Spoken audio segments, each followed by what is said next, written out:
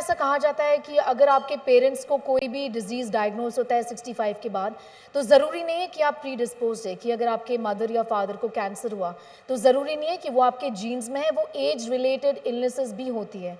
इसमें क्लैरिटी क्या देना चाहेंगे दैट्स आप? True, you are absolutely right कि ये लाइक आई सेड कि यंग एज में जो आपकी डिटेक्शन होगी अप टू ये भी है कि जिनके पेरेंट्स को से 70 इयर्स या 70 इयर्स में हार्ट डिजीज हुई, इट डज नॉट मीन कि आपको होगी होगी, बट ये ज़रूर देखा गया है कि आप बच्चों को 10-15 साल पहले ही हो जाती है अगर जो वो जेनेटिक प्रोपेंसिटी है, अगर जो उन्होंने इनहेरिट किए हैं जीन्स। मैं यही डिफरेंस बताना चाहता था कि जीनोमिक सीक्वेंसिंग का क्या फ़ायदा है। अगर जो आपके जीन्स में कार्डियक जीन्स जिससे कार्डियक डिजीज़ होती है वो एब्सेंट हो और बट पेरेंट्स को हार्ट डिजीज़ थी, then you will feel more comfort कि I am not a victim of that. अगर जो आपके पास भी वो जेनेटिक ट्रांसफरेंस हुई है, then you have to be extremely careful कि I have a higher tendency to. अब जैसे डॉक्टर सरीन बोल रहे थे वॉकिंग के ऊपर, one measurement I can add more is कि if you should walk as fast as you can, जिसको हम कहते हैं जॉकिंग। जॉकिंग वो होती है कि इतना तेज चल रहे हो आप कि if you walk any faster you will have to start running.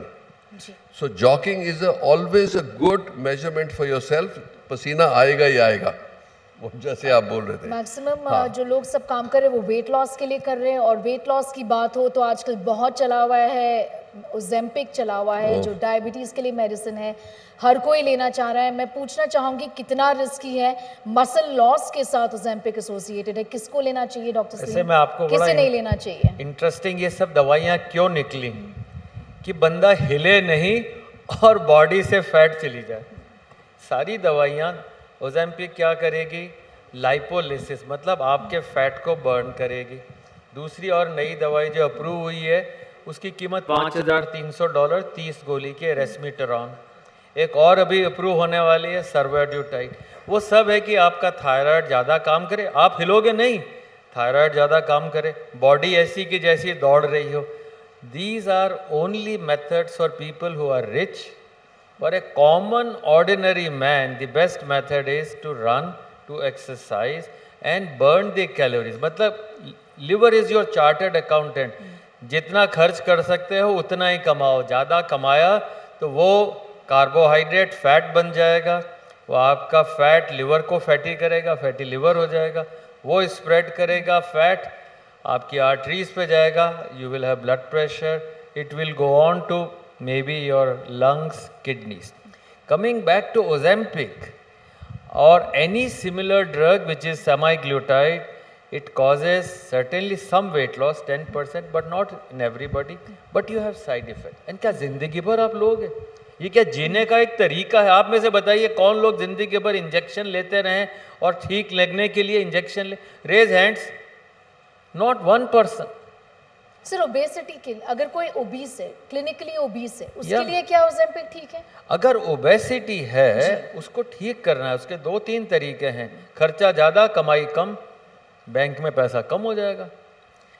दूसरा तरीका है मैंने बताया, जो कि चल फिर नहीं सकते, गुब्बारा फुलाएं, something else, but make your food 60% uncooked. हम लोग एयर पॉल्यूशन की बात करते हैं कि साहब दिल्ली की हवा अच्छी नहीं, पर कभी फूड पॉल्यूशन की बात करी? What pollutes your body is the type of food you eat, and there are 45 foods जो कि आपके इंटेस्टाइन को, बॉडी को इन्फ्लेम करते हैं। सिंपल एग्जाम्पल उसे कहते हैं diet inflammatory index. I want each one of you, और मैं अपनी बुक की पब्लिसिटी नहीं कर रहा, बट जस्ट टू से कि इसमें एक छोटा सा अपेंडिक्स है, diet inflammatory index. 1% diet inflammatory index बढ़ता है, 6% कैंसर का रिस्क बढ़ता है। 2% डाइट इंडेक्स बढ़ता है, अब यूट्राइन कैंसर, ब्रेस्ट कैंसर 18% बढ़ जाता है। तो make sure that what you eat does not cause inflammation in your body. Body को सहज तरीके से रखें। ये सारी जो नई दवाइयाँ हैं महंगी हैं, जहाँ यस डॉक्टर प्रेस्क्राइब करे, अपने आप नहीं, वहाँ आप ज़रूर उसको ट्राई कर सकते हैं, उनके बेनिफिट्स भी Cosmetic हैं, reasons बट के लिए ना मसल करें। लॉस जो है Dr. बहुत Zihan? ज़्यादा मसल लॉस है। फॉर कॉस्मेटिक रीजंस ओजेम्पिक जैसे अभी कई सारे मूवी स्टार्स ले रहे हैं, अब तो हर कोई ले रहा है। these are dangerous drugs for sure. But nothing is got like 100% yes or no. जैसे लोगों को अनकंट्रोल्ड डायबिटीज़ है, ओबिसिटी उसके साथ है, सो ये स्टेमाग्लुटाइड्स हैं सारी जो ये ड्रग्स आई हैं डिफरेंट नेम्स में, मंजारो ये वो, they under clinical supervision for that particular reason prescribed may be working good for people and may save them from many other problems like non-alcoholic liver or cardiac disease and all that हो सकता है, but it must be done scientifically under correct supervision. ऐसे नहीं कि मुझे थोड़ा weight मेरा कम है, I would like to look very slim and all that. That is dangerous and many people have suffered. पर किस एक तरह के सारे एक एक पेशेंट्स चीज आते का हैं आपके पास, अगर साइड इफेक्ट्स की जो पेशेंट्स हैं ओजेम्पिक के, किस तरह के पेशेंट्स आते हैं? No, basically they get GI symptoms, nausea, vomiting, they don't feel well, then their metabolic state becomes like nervousness, palpitations, ये सारी चीजें उसके साथ associated हैं. So it's not a good thing to try, and also जिस दिन बंद करोगे उस दिन वेट बढ़ना एकदम with vengeance बढ़ जाएगा फिर से. तो it's not a good drug to have. Now basically what you are asking for is कि क्या करना चाहिए अपनी बॉडी को एक्चुअली ठीक रखने के लिए. सो पहले तो आप अपने आप को पहले से ही शुरू से केयर करो, अगर जो in from your early as.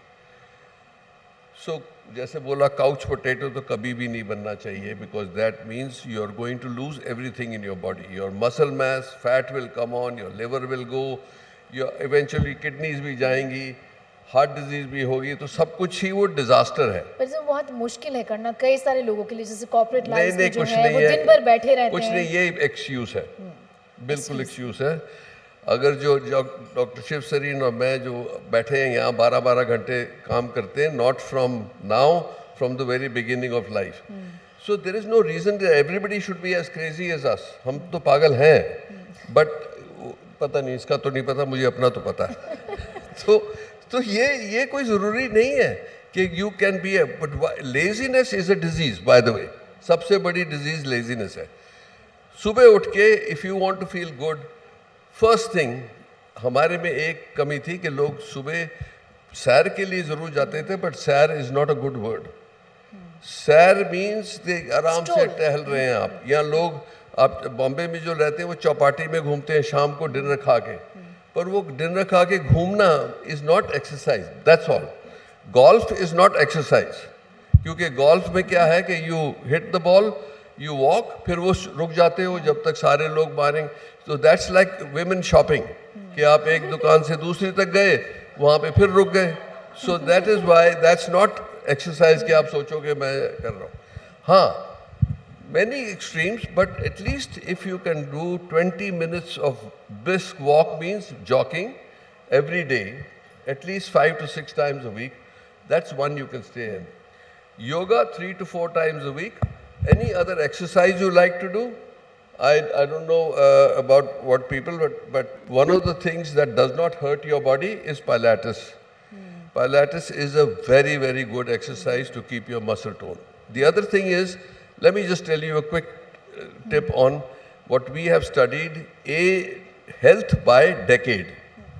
Every 10 years, your body changes. What you can eat from 20 to 30 years of age, you start eating after 30, you start putting on weight. So you have to adjust yourself.